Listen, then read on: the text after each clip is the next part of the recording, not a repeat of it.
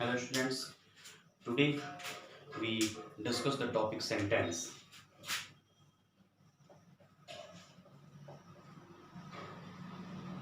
Sentence. Sentence the words that makes a complete sense.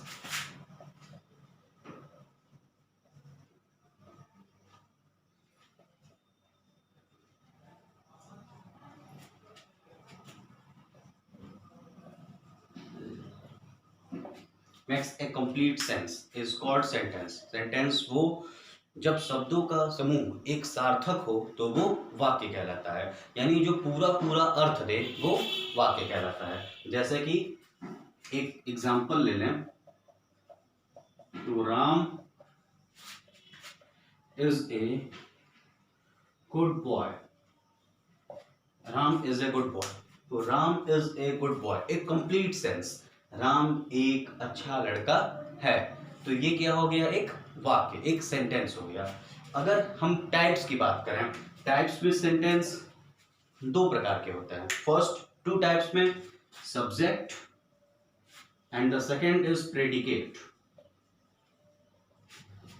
अब subject और predicate क्या है, तो सेंटेंस के दो टाइप में सब्जेक्ट प्रेडिकेट होता है। सब्जेक्ट में वो जिसकी बात की जाती है, जैसे अभी फिलहाल राम, किसकी बात की जा रही है, तो राम की बात की जा रही है, तो राम क्या हो गया हमारा इसमें सब्जेक्ट। जो उसके बाद बच गया यानी इज ए गुड बॉय, यानी राम के यानी अपने सब्जेक्ट के बारे में जो कुछ हम कह रहे हैं वो हो जाएगा प्रेडिकेट। जैसे कि Ram is a good boy में राम की बात की जा रही है तो वो हो गया सब्जेक्ट, और इज ए गुड बॉय यानी राम के बारे में कहा गया है कि वह एक अच्छा लड़का है तो ये हो गया प्रेडिकेट। यानी Ram is the subject and is a good boy is predicate. इसी तरीके से अगर हम कहें कि I go to market daily, I go to market daily यानी मैं रोज बाजार जाता हूं। तो हम क्या कह रहे हैं, बात किसकी कर रहे हैं, अपनी, यानी मैं। तो आई क्या हो गया सब्जेक्ट और गो टू मार्केट डेली हो गया प्रेडिकेट, यानी जिसकी बात की जा रही है, बात किसकी की जा रही है, आई अपनी, तो वो हो गया सब्जेक्ट, और गो टू मार्केट डेली वो हो गया प्रेडिकेट। इतना समझ में आ गया। ठीक, आगे चलते हैं।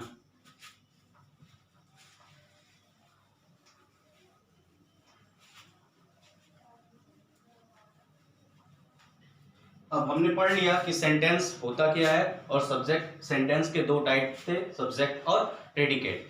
सब्जेक्ट्स के और टाइप्स भी होते हैं, जैसे अगर हम बात करें मीनिंग के आधार पर और एक बात करते हैं स्ट्रक्चर के आधार पर। तो मीनिंग के आधार पर सब्जेक्ट 5 टाइप्स के होते हैं और स्ट्रक्चर के आधार पर 3 टाइप्स के होते हैं। पहले बात करते हैं मीनिंग के आधार पर।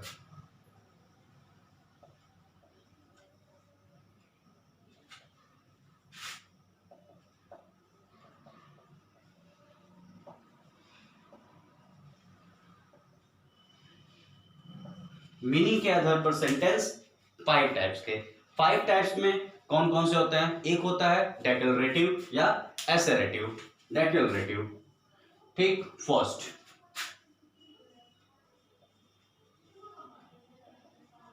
डेक्लरेटिव। डेक्लरेटिव सेंटेंस वो सेंटेंस होता है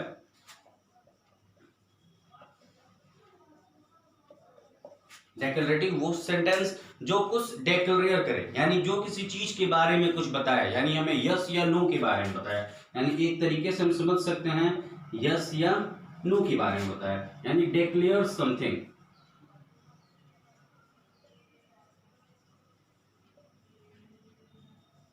डिक्लेयर समथिंग यानी जो किसी चीज के बारे में बताए, किसी चीज के बारे में डिक्लेयर करे। तो यस नो से हमको पता चल गया कि डिक्लेयर सेंटेंस दो टाइप का होता है, यस यानी अफर्मेटिव और नो यानी नेगेटिव, तो दो तरीके का हो गया। अगर अब इसमें डिक्लेयर समथिंग में क्या हो सकता है, जैसे कि he is a boy, he is a boy, तो ये किस में आ गया, यस में, यानी अफर्मेटिव में। तो ही इज ए बॉय वह एक लड़का है, अफर्मेटिव में यानी ये यस में हो गया। इसी के नो में यानी नेगेटिव में क्या हो जाएगा, he is not a boy, वह लड़का नहीं है। जब हम इसी चीज को हम कह दिए he is not a boy यानी वह लड़का नहीं है, तो वो हो गया नेगेटिव।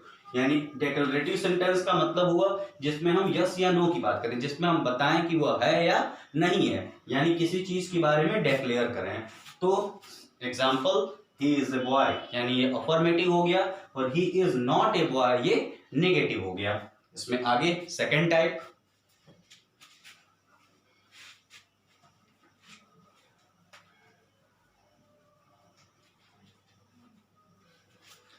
सेंटेंस का सेकेंड टाइप होता है इंट्रोगेटिव।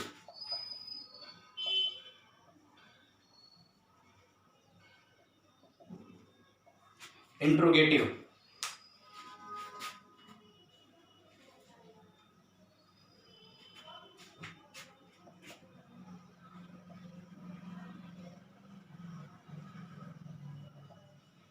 इंट्रोगेटिव इंट्रोगेटिव यानी अब नाम से पता है जिसमें क्वेश्चन पूछा, जिसमें कोई चीज पूछी जाए, यानी question form.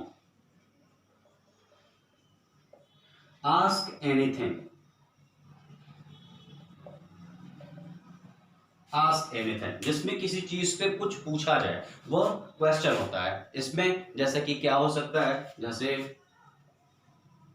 What is your name, question mark. सबसे मेन चीज इंट्रोगेटिव में यही होता है, क्या, क्वेश्चन मार्क, यानी व्हाट इज योर नेम ये एक क्वेश्चन है, और ये क्वेश्चन फॉर्म होने की वजह से ये क्या है, इंट्रोगेटिव सेंटेंस है। यानी इंट्रोगेटिव सेंटेंस जिसमें क्वेश्चन पूछा जाए, यानी आस्क एनीथिंग, यानी जिसमें कोई भी चीज पूछी जा रही हो वो इंट्रोगेटिव सेंटेंस होता है। जैसे कि व्हाट इज योर नेम, या फिर हाउ आर यू, या फिर why you feel happy today,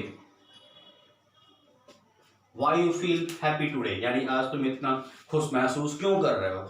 तो ये भी, यानी ये सब जिसमें व्हाट इज योर नेम नाम के बारे में पूछा जा रहा है, हाउ आर यू तुम कैसे हो पूछा जा रहा है, why are you feel happy today तुम आज इतने खुश क्यों हो ये पूछा जा रहा है। तो ये सब जिसमें भी क्वेश्चन पूछने की बात हो, जिसमें भी लास्ट में क्वेश्चन मार्क आए, वो होता है इंट्रोगेटिव सेंटेंस। ठीक, आगे। तो इसी के तौर पे आपको ये भी पता चल गया कि हमको इसके टाइप्स क्या क्या होंगे। टाइप्स में क्या क्या होंगे, एक यस या नो, और दूसरा WH यानी क्वेश्चन वर्ड्स।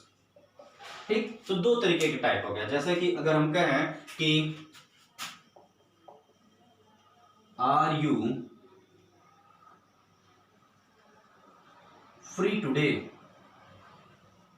क्या तुम आज खाली हो, तो आर यू फ्री टुडे, तो ये क्या बताएगा, यस या नो, कि या तो मैं खाली हूंगा, यस आई एम फ्री, या फिर no I am not free. तो दो भी चीज, तो इसमें क्या कहा जा रहा है, यस या नो की बात की जा रही है, यानी ऐसे वर्ड्स जो शुरू कहां से हो, हमेशा हेल्पिंग वर्ब से शुरू हो। क्या हमको पता चल रहा है कि ये हेल्पिंग वर्ब से शुरू हो रहा है, हेल्पिंग वर्ब से। जब भी कोई सेंटेंस हेल्पिंग वर्ब से स्टार्ट हो रहा है तो वो किस में आ जाएगा, यस या नो, यानी फर्स्ट टाइप में आएगा, ये टाइप है, फर्स्ट टाइप में आएगा। और जब कोई भी चीज क्वेश्चन वर्ड से स्टार्ट हो, यानी वो सेकंड टाइप में। तो हमको क्या पता चला, क्वेश्चन वर्ड्स यानी जो क्वेश्चन सेंटेंस इंट्रोगेटिव सेंटेंसेस है वो भी दो टाइप के होते हैं, एक यस या नो और दूसरा क्वेश्चन वर्ड्स वाले। ठीक, अब आते हैं तीसरे टाइप पे।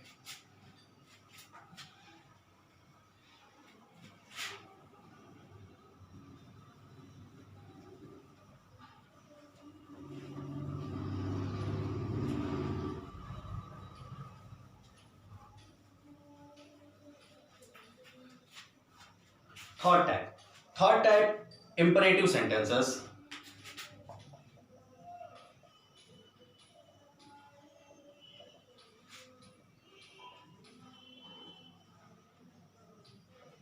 इंपरेटिव सेंटेंस, इंपरेटिव सेंटेंस में हमको क्या पता चलता है, जिसमें हम बात करेंगे किसकी, या तो ऑर्डर,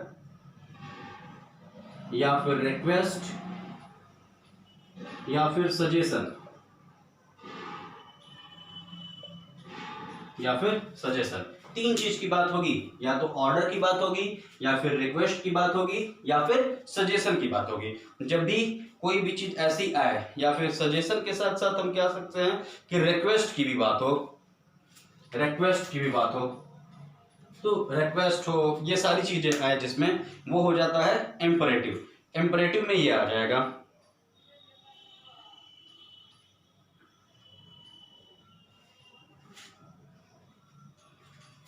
रिक्वेस्ट हो जाए, सजेशन हो जाए, या फिर एडवाइस दी जाए। अगर हम ऐसे कहें तो जैसे कि सजेशन की जगह हम कह सकते हैं एडवाइस की बात की जाए। ऑर्डर हो, रिक्वेस्ट हो, एडवाइस हो। एडवाइस हो, ये तीन चीजें हो, ऑर्डर, रिक्वेस्ट या एडवाइस, तो वो इंपरेटिव सेंटेंस कहलाएगा। अब इंपरेटिव सेंटेंस भी हो गया, जैसे कि ऑर्डर की बात करें तो shut the door,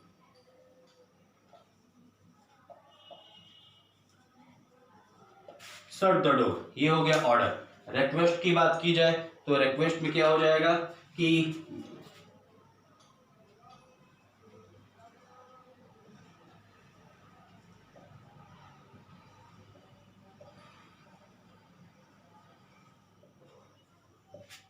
may I go to drink water, जैसे आप लोग क्वेश्चन जाते हो स्कूल में तो पूछते हो मे I go to drink water, वो हो गया इसमें, यानी ये भी किसमें आ जाएगा, इंपरेटिव में। और एडवाइस की बात की जाए तो एडवाइस में आ जाएगा जैसे कि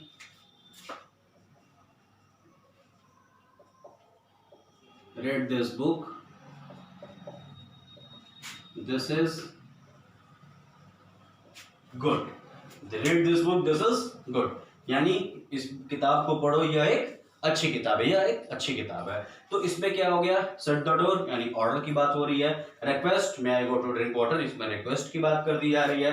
और advice read this book, this is good, तो ये एडवाइस की बात की जा रही है। तो ये आ गया किसमें, इंपरेटिव सेंटेंसेस में। अब इंपरेटिव सेंटेंस में ये हो गया, यानी हम किस चीज की बात कर रहे थे, इन दोनों की। अब इसमें भी क्या क्या हो सकता है, इसमें भी यही दो होते हैं, यस या नो। यानी यस को हम क्या कहते हैं, अफर्मेटिव, और नो हो गया नेगेटिव। नेगेटिव, यस में अफर्मेटिव में आ जाएगा, नो नेगेटिव में आ जाएगा। जैसे अफर्मेटिव में शट द डोर, दरवाजे को बंद करो, तो शट द डोर में अफर्मेशन में क्या हो सकता है, यस आई डिड, यस या फिर यस आई डू। तो ये क्या कर रहे हैं, यस के साथ कह रहे हैं, यानी ये किसमें आ गया, अफर्मेटिव में। या फिर no I am not does it, या no I am not done it, तो ये किसमें आ जाएगा, नेगेटिव में आ जाएगा। जब हम काम को करेंगे वो यस में आए, जिसका जवाब यस में मिले वो अफर्मेटिव में, जिसका जवाब नो में मिले वो नेगेटिव में। तो आपको पता चला इंपरेटिव सेंटेंस भी ये तीन तरह की चीजें होती हैं, ऑर्डर, रिक्वेस्ट या एडवाइस होती हैं, जैसे कि एग्जांपल यहाँ अवेलेबल है। और ये भी दो टाइप के होते हैं, जिसमें यस और नो आता है। यस वाला अफर्मेटिव में आ जाता है और नो वाला नेगेटिव में आ जाता है। आगे बढ़ते हैं।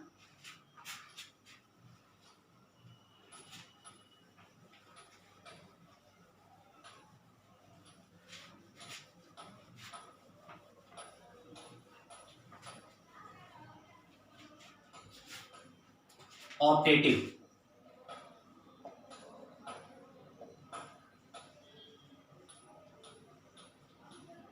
ऑप्टेटिव, ऑप्टेटिव सेंटेंसेस यानी वो सेंटेंसेस जिसमें हम किसकी बात करते हैं, विश या प्रेयर, विश या फिर प्रेयर,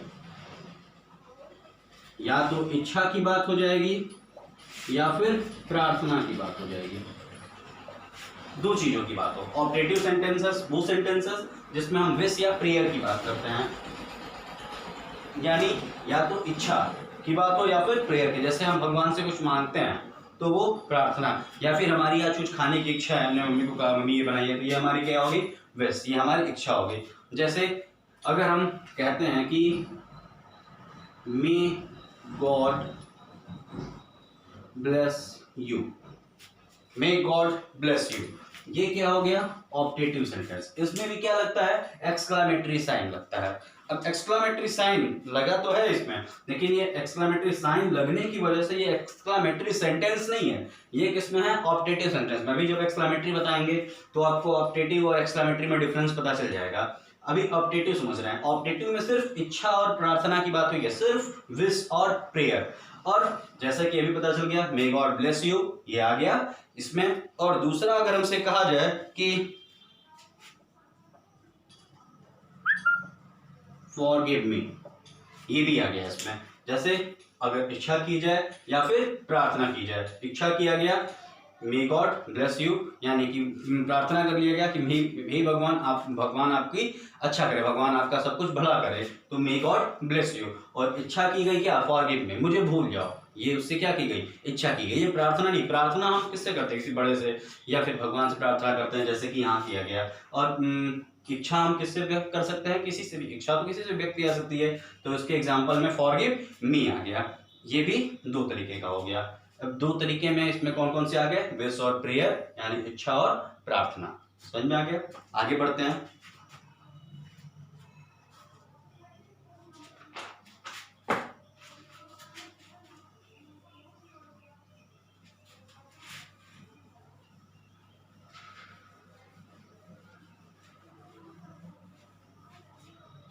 अगला होता है एक्सक्लामेटरी।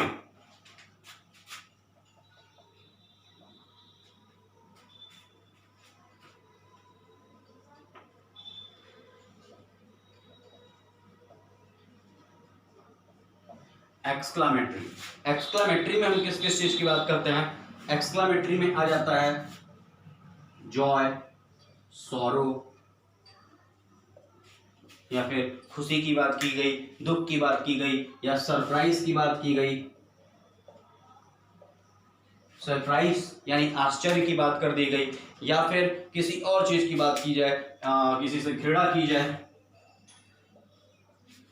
हेट, घृणा कर दी जाए, ऐसा कुछ बात किया जाए, या फिर इसमें किसी आश्चर्य की बात की जाए, जब संदेह की बात कर दी जाए, संदेह की बात कर दी जाए, तो ये आ जाता है। जैसे कि जॉय, खुशी की बात की जाए, सॉरो, किसी दुख की बात कर दी जाए, सरप्राइज, कोई आश्चर्य, कोई सरप्राइज दे दिया जाए, हेट, घृणा की जाए, सस्पिशियन यानी कोई हमारे पर संदेह करे, तो ऐसा। तो ये 5 चीजों की बात की जाती है एक्सक्लामेटरी में। अब हमको पता चलेगा कि एक्सक्लामेटरी और ऑप्टेटिव में डिफरेंस क्या था, क्योंकि दोनों का जो एंड होता है वो एक्सक्लामेटरी साइन से ही होता है। एंड्स यानी दोनों के जो एंड होंगे, यानी दोनों का जो एंड होगा वो होगा किससे, एक्सक्लामेटरी साइन से। तो इसमें Joy, sorrow, surprise, hate, suspicion यानी खुशी, दुख, सरप्राइज, आश्चर्य, घृणा या फिर संदेह, इन 5 चीजों को मिलाया जा रहा है तो एक्सक्लामेटरी सेंटेंस बन रहा है। और हम उसमें क्या कहते हैं, सिर्फ विश और प्रेयर, सिर्फ या तो इच्छा व्यक्त की जाए या फिर कोई प्रार्थना किया जाए, तो वो हो जाएगा ऑप्टेटिव। इन 5 चीजों को मिलाकर बनता है एक्सक्लामेटरी। जैसे कि अगर कहा जाए कि वाओ,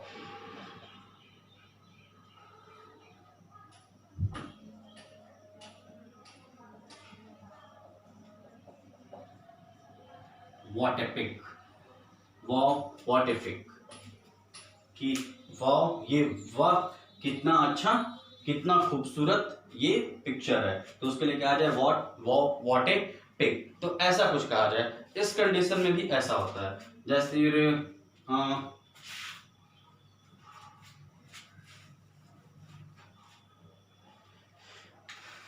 या फिर कोई और शब्द लगा दिया जाए, जैसे कि hurray, hurray, we will win the match, hurray we will win the match, वाह हमने ये मैच जीत दिया। तो इस कंडीशन में भी हम क्या लगाएंगे, एक्सक्लामेटरी साइन लगाएंगे। तो समझ में आ गया एक्सक्लामेटरी सेंटेंस। अब एक्सक्लामेटरी सेंटेंस के ये 5वां सेंटेंस था, इसमें हमने 5 पढ़ लिया। एक क्या क्या पढ़ा, अब सबके नाम एक बार देख लें।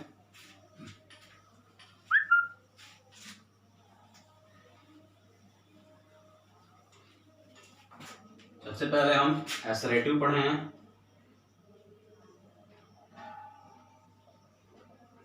उसके बाद हम इंट्रोगेटिव पढ़े हैं,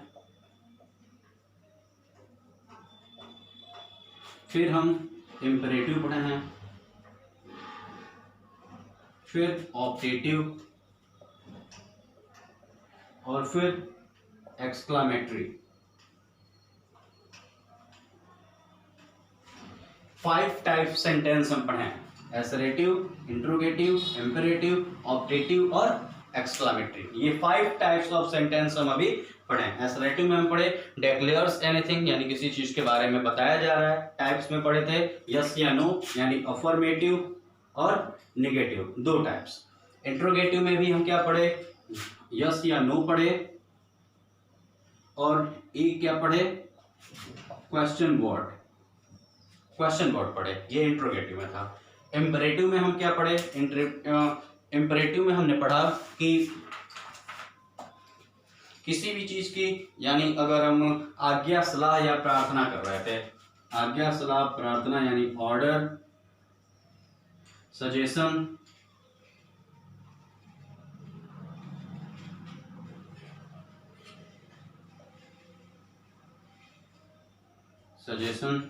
या फिर रिक्वेस्ट, इसमें भी 2 पढ़े थे, अफर्मेटिव और negative, 2 types.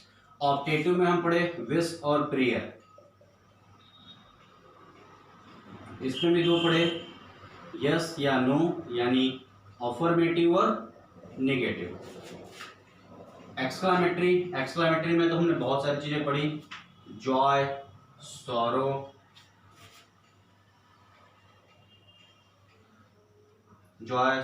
Surprise, joy, sorrow, surprise और hate, joy, sorrow, surprise, hate, और इसके साथ एक पढ़ा था होप, आशा। जॉय, सॉरो, सरप्राइज, हेट या आशा। एक और पढ़ा था सस्पिशियन,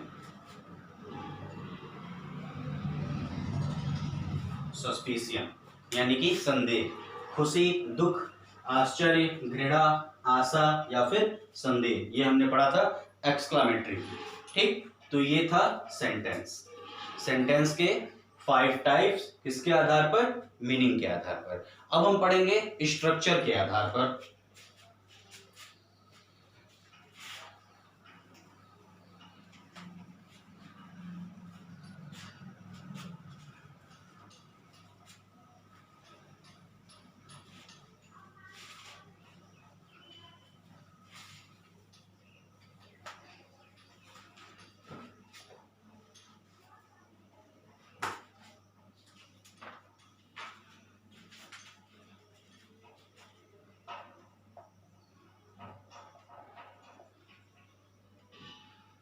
अकॉर्डिंग टू स्ट्रक्चर के आधार पर 3 तरीके के, simple, compound, complex. Simple, compound या कॉम्प्लेक्स। सिंपल में हम जानते हैं, ऐसे समझते हैं, 1 सब्जेक्ट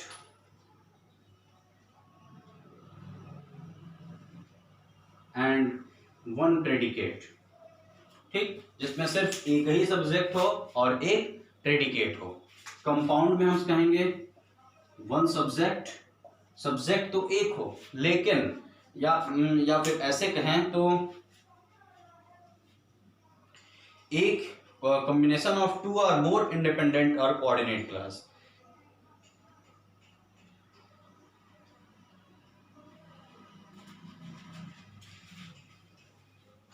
सिंपल 3 तरीके से पढ़े। स्ट्रक्चर के आधार पर हमने पढ़ा सिंपल, कंपाउंड और complex.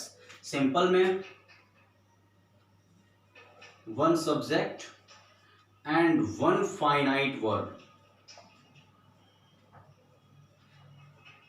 1 subject and 1 finite verb, जैसे कि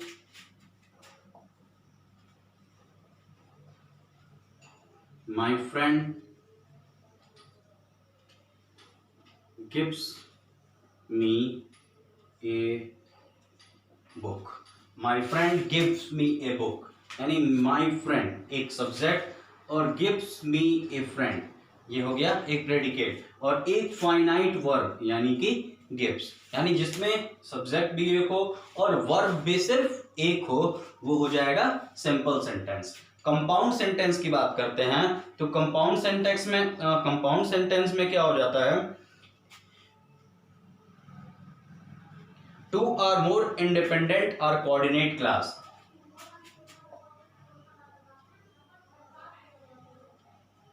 टू और मोर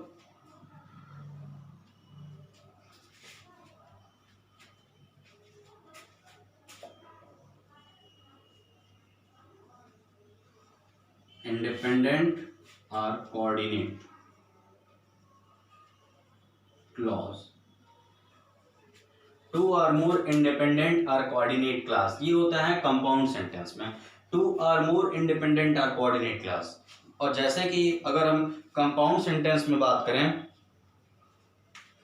तो अगर हम कंपाउंड सेंटेंस में कहें तो जैसे कंपाउंड सेंटेंस में हो सकता है कि Ram is a good boy, so he come first in his class। Ram is a good boy, Ram एक अच्छा लड़का है, इसलिए वह क्या करता है, क्लास में फर्स्ट आता है। तो हमने कंपाउंड सेंटेंस में क्या बताया, टू और more independent or coordinate class, यानी कि दो या दो से ज्यादा स्वतंत्र यानी कि इंडिपेंडेंट या कोऑर्डिनेट क्लास होते हैं। जैसे कि Ram is good boy, Ram एक अच्छा लड़का है, इसीलिए वह क्लास में फर्स्ट आता है। तो एक ये हो गया और एक ये हो गया, तो इसमें दो हैं। अब जब हम कॉम्प्लेक्स की बात करेंगे तो कॉम्प्लेक्स में हो जाता है कि एक तो इसमें मेन होता है, वन मेन, एक तो इसमें मेन होता है, एक प्रधान होता है, और बाकी सारे क्या होते हैं, डिपेंडेंट होते हैं। जैसे कि एक तो मेन हो गया एंड द अदर डिपेंडेंट, एक मेन होता है बाकी डिपेंडेंट होता है। वो जो इसमें ऐसा हो जाए जिसमें एक मेन क्लास हो और बाकी डिपेंडेंट क्लास हो, वो होता है कॉम्प्लेक्स। जैसे कि